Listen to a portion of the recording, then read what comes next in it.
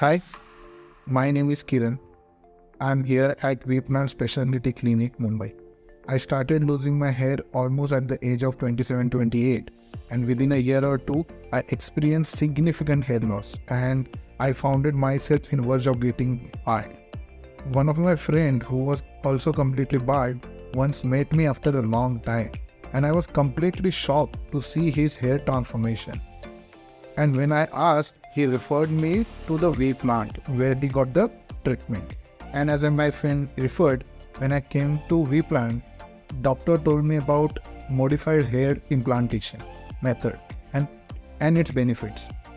I was impressed by method, although initially I was afraid about the potential procedure and pain, but doctor and staff provide me with the tremendous encouragement and support which I was looking for. Vplant has a brilliant team of professionals and has very well mannered staff. They have best doctors in India for hair transplant.